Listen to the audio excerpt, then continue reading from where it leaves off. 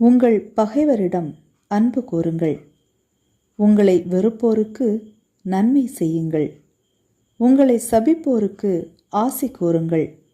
உங்களை இகழ்ந்து பேசுவோருக்காக இறைவனிடம் வேண்டுங்கள். உங்களை ஒரு கன்னத்தில் அறைபவருக்கு மறு கன்னத்தையும் திருப்பிக் காட்டுங்கள்.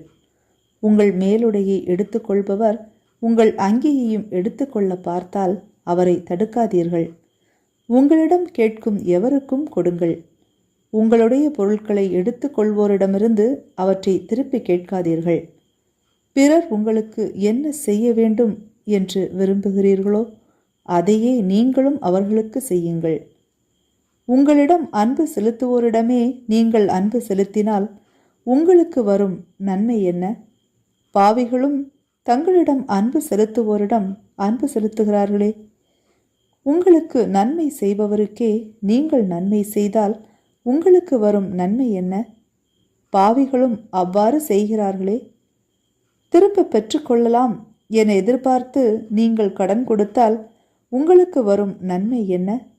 ஏனெனில் முழுவதையும் திரும்ப பெற்றுக்கொள்ளலாம் என்னும் நோக்குடன் பாவிகளும் பாவிகளுக்கு கடன் கொடுக்கிறார்களே. நீங்கள் உங்கள் பகைவரிடம் அன்பு செலுத்துங்கள். அவர்களுக்கு நன்மை செய்யுங்கள்.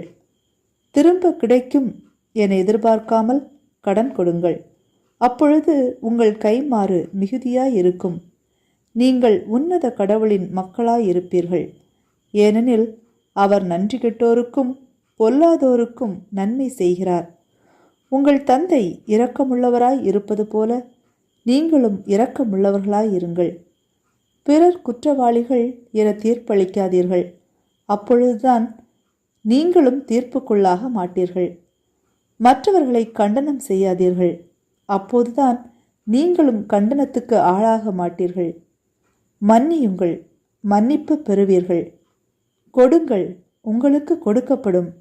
அமுக்கி குலுக்கி சரிந்து விழும்படி நன்றாய் அளந்து உங்கள் மடியில் போடுவார்கள். நீங்கள் எந்த அளவையால் அளக்கிறீர்களோ அதே அளவையால் உங்களுக்கும் அளக்கப்படும்.